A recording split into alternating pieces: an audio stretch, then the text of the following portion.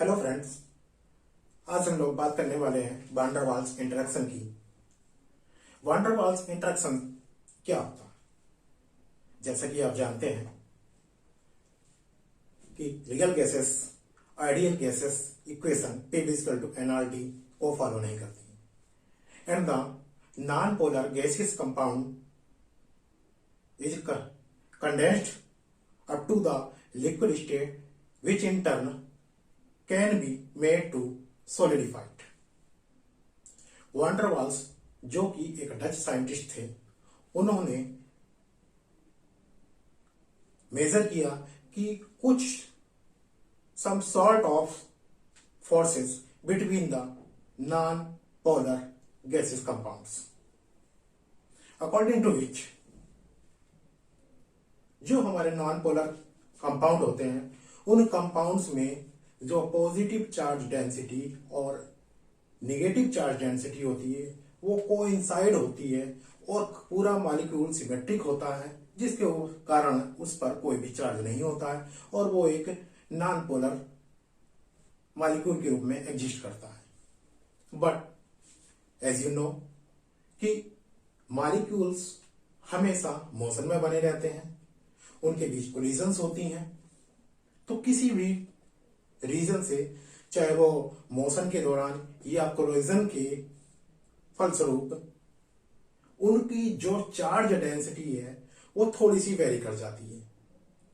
जैसे for example, यदि collision हुआ तो after the collision the charge density in the molecule will be disturbed.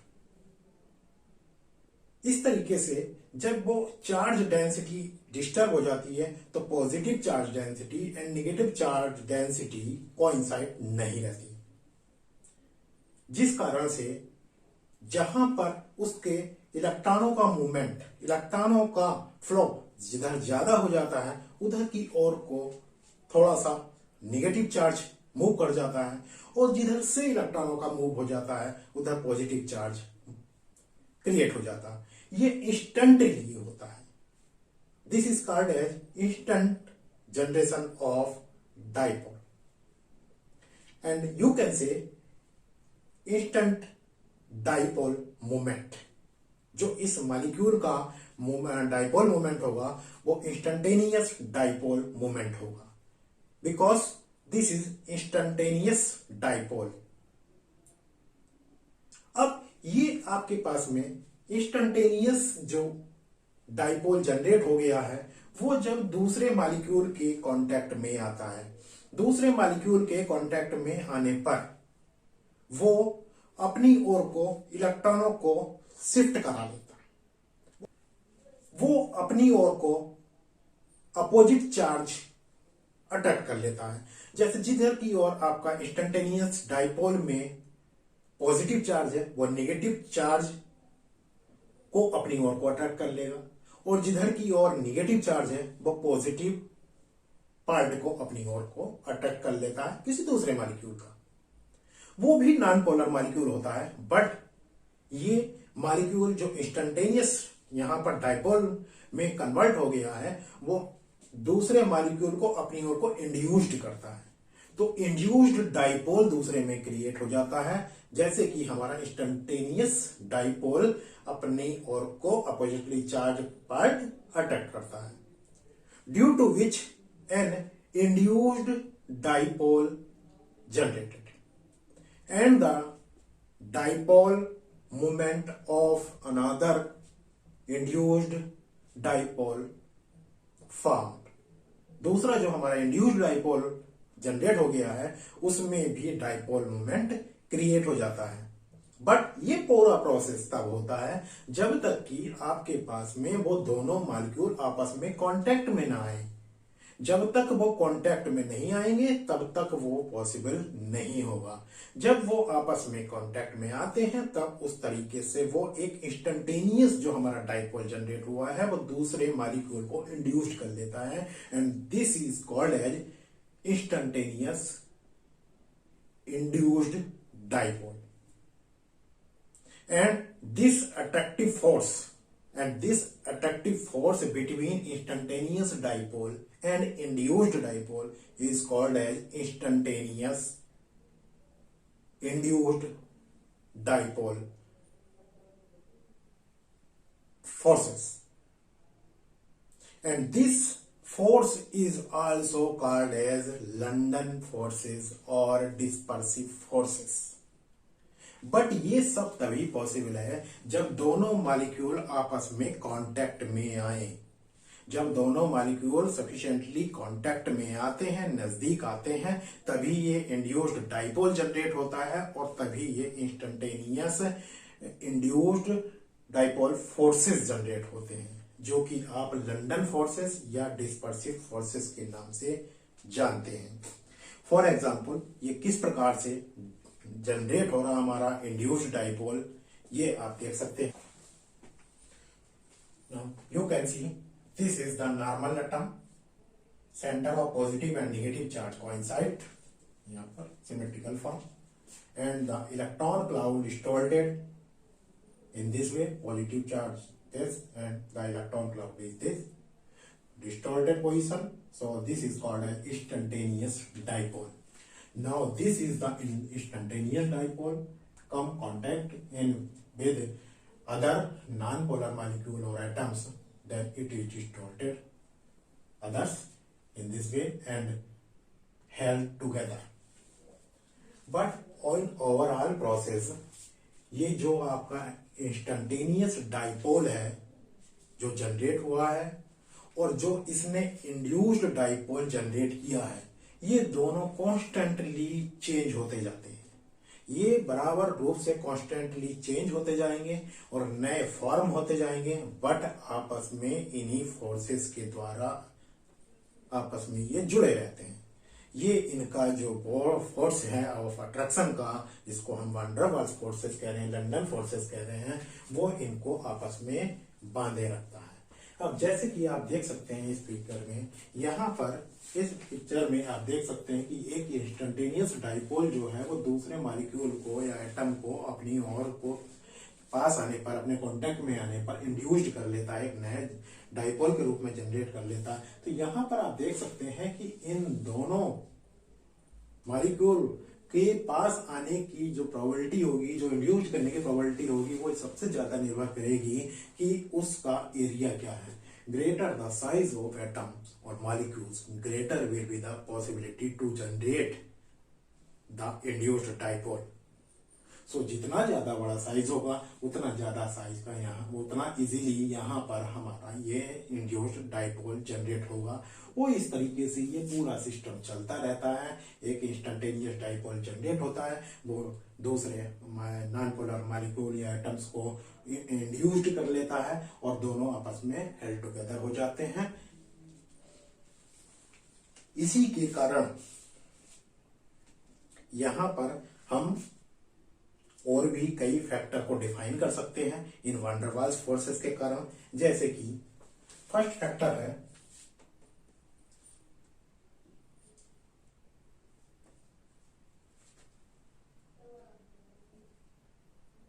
The boiling point of hydrocarbons increases in the homologous series। जैसे कि हमारे पास कोई hydrocarbon series है, सपोज जैसे हम अगर एल्केन सीरीज की बात कर रहे हैं, methane, ethane, propane, butane, pentane, n hexane, n octane, तो जैसे जैसे हम आगे की ओर बढ़ते जाते हैं उनका बॉइलिंग पॉइंट इंक्रीज होता जाता है। ये बॉइलिंग पॉइंट इंक्रीज होने का जो रीजन है वो हमारा यही वान डर वाल्स फोर्सेस है। ये वान डर वाल्स फोर्सेस हम यहाँ पर कह रहे हैं कि जितना ज्यादा साइज होगा मॉलिक्यूलर एटम्स का, उतना ही ज्यादा उनके बीच वो अट्रैक्शन होगा, जिसे वान डर वाल्स फोर्स कहा जाता है। तो वान डर वाल्स फोर्स यहाँ पर जितना ज्यादा साइज बढ़ता जाएगा, जैसे आप बात करें CH3, CH3, CH2, CH2, इसके बाद आप इसमें यहाँ पर CH2 यूनिट ऐड करते चले जाते हैं तो इसका साइज इंक्रीज होता जा रहा है। साइज इंक्रीज हो रहा है तो यहाँ पर इसका जो सरफेस एरिया है इन मॉलिक्यूल्स का बढ़ता जा रहा है। As well as the surface area of molecule increases, greater will be the van der Waals attraction. And greater the van der Waals attraction, the greater energy will be required to break these attractions between molecules. In molecules के बीच को attraction को तोड़ने के लिए ज्यादा energy की आवश्यकता पड़ेगी, इसलिए यहाँ पर हमारा बॉइलिंग पॉइंट हाई हो जाता है। दूसरा एग्जांपल है नॉर्मल एल्केन्स और hydrocarbons have greater boiling point in comparison to branched chain isomers.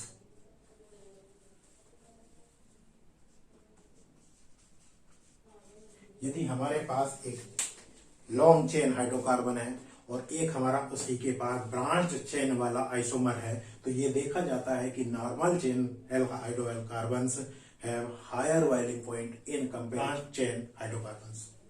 Why it is so? And this is totally depends upon this van der Waals attraction. आप जानते हैं कि जैसे जैसे हम चेन में जाएंगे, चेन में जा रहे हैं, तो यहाँ पर हमारा जो सरफेस एरिया वो बढ़ रहा है, लेकिन जैसे ही हम इसको ब्रांच में कन्वर्ट करने लगते हैं, ब्रांच में कन्वर्ट करने पर इसका साइज छोटा हो जाता है, लॉन्गर जो चेन थी वो छोटी हो जाएगी और जो स्फेरिकल रूप में कन्वर्ट होने लगती है। जब ये स्फेरिकल फॉर्म में आपकी हाइड्रोकार्बन कन्वर्ट होने लगेगी तो स्फेयर का जो एरिया होता है वो कम होता जाता है। As well as the surface area of an atom or molecule decreases, the boiling point decreases because of the van der Waals forces. जितना कम सरफेस एरिया होगा उतना ही van der Waals इंटरेक्शन यहाँ पर कम हो जाएगा, van der Waals फोर्स कम हो जाएंगे, तो lesser energy will be required to boil these compound. So the boiling point of normal chain alkane is greater in comparison to its branched isomer. And now the next one is the van der Waals repulsion. Van der Waals repulsion. What is van der Waals repulsion?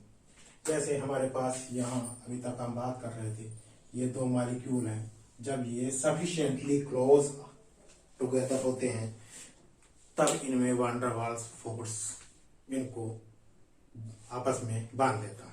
अर्थात यहाँ पर van der Waals force applicable होने के लिए आपको requirement है कि ये मिनिमम डिस्टेंस पर आए। जितना ये नजदीक आएंगे, जब एक मिनिमम डिस्टेंस पर ये कांटेक्ट में आएंगे तभी van der Waals force strong होगा। van der Waals force strong होने के साथ साथ इसमें ऐसा नहीं है कि हम इनको और ज्यादा नजदीक लाते रहें तो ये van der Waals फोर्स और ज्यादा स्ट्रॉन्ग हो जाएगा। जैसे जैसे हम इनको नजदीक लाते हैं van der Waals forces attraction increase हो जाता है, but after a certain of time this attractive force convert into the repulsion. जब एक मिनिमम डिस्टेंस पर आप इनको ले आते हैं तो मिनिमम डिस्टेंस पर आने के बाद ये van der Waals attraction van der Waals repulsion में कन्वर्ट होने लगते हैं। तो मिनिमम डिस्टेंस के बाद आप इनको पास लाएंगे तो van der Waals रिपल्सन हो जाएगा और ये मॉलिक्यूल फिर एग्जिस्ट नहीं करेगा। इसलिए ये नेसेसरी है कि van der Waals रिपल्सन यदि आपको शो करना है तो आपको एक मिनिमम डिस्टेंस पर ही इनको कांटेक्ट में लाना होगा और कांटेक्ट में आने के लिए ये रिक्वायरमेंट है इसकी कि एक पर्टिकुलर मिनिमम डिस्टेंस ये मेंटेन करें। इसीलिए इसी रीजन से आप देखते हैं वान डेर वाल्स फोर्सेस सॉलिड में सबसे हाई होते हैं, लिक्विड में उससे कम होते हैं, और गैसियस फॉर्म में बहुत कम होते हैं, क्योंकि वो फ्री मूवमेंट करते रहते हैं। और गैसियस फॉर्म में जो मॉलिक्यूल्स और एटम्स होते हैं वो दूर दूर होते हैं। अब यहाँ पर हम कुछ एग्जाम्पल देने वाले हैं जिससे आपको पता चलेगा कि यहाँ पर जो स्ट्रेंथ है वान डेर वाल्स फोर्सेस की, जो अट्रैक्शन से रिपल्सन में कन्वर्ट हो जाती है, वो किस प्रकार से होती है।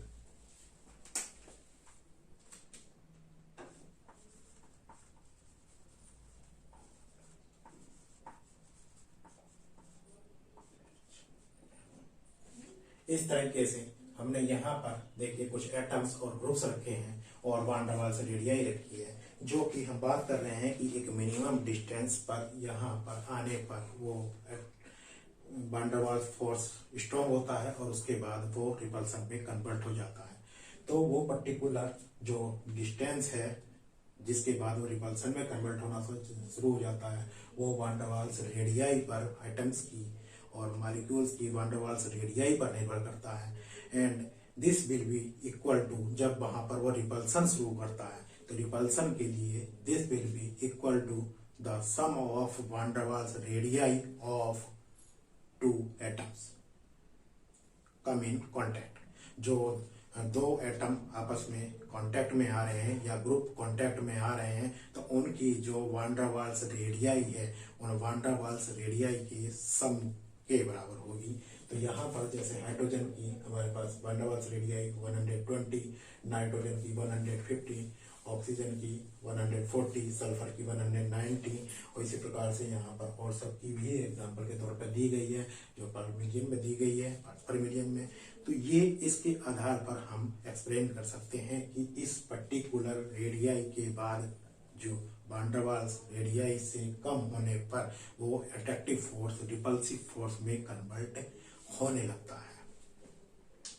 इसके अतिरिक्त यदि हमारा कुछ भी मॉलिक्यूल की जो ज्योमेट्री होती है वो भी वान डेर वाल्स रेडियाई पर ही बहुत कुछ निर्भर करती है। वान डेर वाल्स रेडियाई के आधार पर जब ये रिपल्सन शो करता है तो उसी के आधार पर मॉलिक्यूल्स में एटम्स अपने आप को उसी तरीके से अरेंज कर लेते हैं।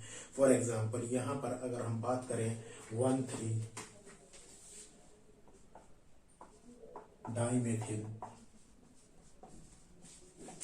Cyclohexane,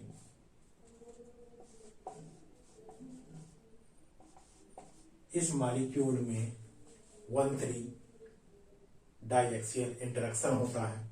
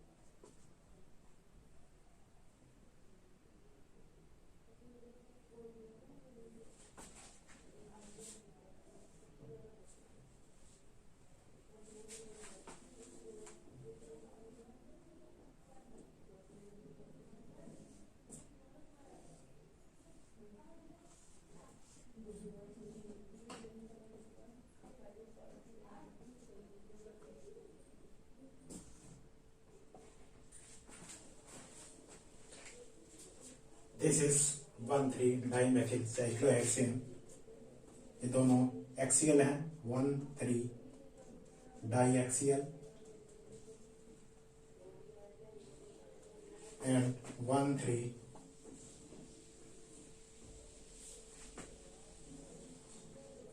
equatorial. This is called equatorial position. यहाँ आप देख सकते हैं कि इसका जो ये एरिया होता है ये इसी प्रकार से इसका इंटरेक्शन होता है। बट यहाँ पर किसी भी प्रकार का कोई इंटरेक्शन नहीं होता है, और ये इस कारण ये डाइएक्सियल पोजीशन वाली 1,3 dicyclohexane is very less stable, and the equatorial position वाली 1 मोर स्टेबल होती है। यहाँ पर आप देख रहे हैं कि ये जो 2 मेथिल ग्रुप है अपने आप को सबसे ज्यादा दूरी पर अरेंज कर लेते हैं, जिसके कारण ये ज्यादा स्टेबल होती है, और इनमें रिपल्सन होने के बजाय अब मिनिमम रिपल्सन होता है, और यहाँ पर ये जो होता मैक्सिमम रिपल्सन होता है, जिसके कारण कि ये सबसे कम स्टेबल हो जाती है। और ये सब किस में हो रहा है, ये आप देख रहे हैं वान डेर वाल्स इंट्रैक्शन के अंदर, वान डेर वाल्स रिपल्सन के कारण। तो ये वान डेर वाल्स फोर्सेज है, वान डेर वाल्स रिपल्सन है, जिसके कारण कि ये 1,3 diaxial cyclohexane dimethyl cyclohexane less stable हो जाती है। 1,3 डाइमेथिल साइक्लोहेक्सेन इक्वेटोरियल पोजीशन ये इसकी मोस्ट स्टेबल फॉर्म है। इस तरीके से हम यहाँ पर बात कर सकते हैं कि ये वान डेर वाल्स फोर्स इसके लिए रेस्पॉन्सिबल है। Now the third one post is the, जो हम अभी तक बात कर रहे हैं नॉन पोलर की बात कर रहे थे, अब हम बात करेंगे पोलर मॉलिक्यूल की। यदि पोलर मॉलिक्यूल में हम बात करें वान डेर वाल्स फोर्सेस की, तो वो किस प्रकार से होगा। Now next is the van der Waals forces in the polar Waals attraction in polar molecules, which one is the dipole interaction. This is the very general case. Here you can see both are dipole, दोनों यहाँ पर dipole है। Dipole में जैसे आपका ये dipole है, ये प्लस चार्ज, ये माइनस चार्ज, ये दूसरा डाइपोल होगा, यहाँ प्लस चार्ज, यहाँ माइनस चार्ज। इस प्रकार से यहाँ पर सब अपने आप को रीअरेंज कर लेते हैं, प्लस माइनस, तो यहाँ पर हो जाएगा माइनस प्लस माइनस प्लस। तो जो दो डाइपोल, एक डाइपोल का पॉजिटिव चार्ज और दूसरे मॉलिक्यूल का नेगेटिव चार्ज वाला जो पोल होगा, वो अपने आप को वान डेर वाल्स फोर्स के द्वारा अपने आप को जोड़ लेता है। इसी तरह से यहाँ पर दूसरा मॉलिक्यूल तीसरे डाइपोल के अपोजिट पार्ट को अपनी ओर वान डेर वाल्स अट्रैक्शन के द्वारा जोड़ लेता है, ऐड कर लेता है, अट्रैक्ट कर लेता है। तो ये पूरा सिस्टम चलता रहता है। जब यहाँ डाइपोल और डाइपोल के बीच इस प्रकार से attractive force, van der Waals attractive force के द्वारा ये इंटरेक्शन होता है, then this is called as dipole interaction. Now the second one in this case is dipole induced dipole interaction.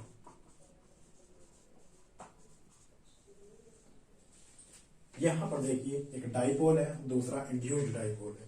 For example, अगर आपके पास में कोई भी एक ऐसा मॉलिक्यूल दिया गया है जो कि नॉन पोलर मॉलिक्यूल है, एक तो आपके पास यहाँ पर पोलर मॉलिक्यूल होगा, जैसे कि हम डाइपोल देख रहे हैं, तो इसलिए पोलर मॉलिक्यूल होगा। दूसरा इंड्यूस्ड डाइपोल, अर्थात जहां की पोलैरिटी ना हो।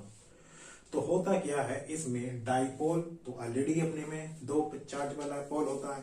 तो जब ये डाइपोल किसी नॉन पोलर मॉलिक्यूल के कांटेक्ट में आता है, तो ये नॉन पोलर मॉलिक्यूल के इलेक्ट्रॉनों को ड्रिफ्ट कर लेता है, अर्थात यहाँ पर भी एक डाइपोल जनरेट हो जाता है। जब डाइपोल के कांटेक्ट में कोई नॉन पोलर मॉलिक्यूल आता है, तो डाइपोल के चार्ज के इफेक्ट के कारण नॉन पोलर मॉलिक्यूल में भी इलेक्ट्रॉन ड्रिफ्ट कर जाते हैं। उनकी जो पॉजिटिव चार्ज और नेगेटिव चार्ज कोइंसाइड कर रहे थे, वो चेंज हो जाता है, जिस कारण से डाइपोल की तरह से ही, डाइपोल की वजह से नॉन पोलर मॉलिक्यूल भी एक डाइपोल बन जाता है इंस्टेंटेनियसली, जिसको हम कहते हैं इंड्यूस्ड, क्योंकि ये डाइपोल के द्वारा इंड्यूस किया गया है। तो यहाँ भी एक इंड्यूस्ड डाइपोल बन जाता है, और now first dipole and the induced dipole bind up with the attractive force which is van der Waals attractive force। तो इस तरीके से ये वन डाइपोल और दूसरा डाइपोल जो इंड्यूस्ड हुआ है वह डाइपोल इंड्यूस्ड डाइपोल इंटरेक्शन हो जाता है पोलर मॉलिक्यूल में, और यहाँ पर ये एक नया रिलेशन बन जाता है डाइपोल और इंड्यूस्ड डाइपोल के बीच में, जो कि van der Waals अट्रैक्शन के कारण होता है। इस तरीके से हम बात करें तो यहाँ पर जो डाइपोल दूसरा इंड्यूस्ड डाइपोल जनरेट कर रहा है ये किस फैक्टर पर निर्भर करेगा, तो ये जो हमारा डाइपोल इंड्यूस्ड हो रहा है ये उसकी पोलराइजेबिलिटी पर निर्भर करता है कि वो कितना पोलराइजेबल है। जितनी ज्यादा उसकी पोलराइजेबिलिटी होगी उतना ही जल्दी वो डाइपोल इंड्यूस्ड होगा। तो यहाँ पर इंड्यूस्ड डाइपोल के टोटली साइज पर निर्भर करता है। Greater the size of molecule और atom greater will be the polarizability, and greater the polarizability greater will be the formation of induced dipole. And that is the reason कि water में हमारा अगर noble gas के soluble होने की देखें तो सबसे ज्यादा जो सोलुबिलिटी होती है वो रेडॉन की हो जाती है। आपके पास helium, neon, argon, krypton, xenon, radon होती है, लेकिन यहाँ पर हम देखते हैं कि सोलुबिलिटी हमेशा टॉप टू बॉटम आपकी नोबल गैसेस की इंक्रीज होती है वाटर में। क्यों? यहाँ वाटर आपका डाइपोल है, वो पोलर मॉलिक्यूल है, और हमारी जैसे जैसे हम हीलियम से रेडॉन की ओर को जा रहे हैं साइज इंक्रीज हो रहा है, as well as size increases polarizability increases, so the solubility of noble gases in the water is increases, and that's why we can say that the van der Waals interactions or van der Waals forces are very much responsible for the solubility and the boiling point etc. to explain the properties. Thank you.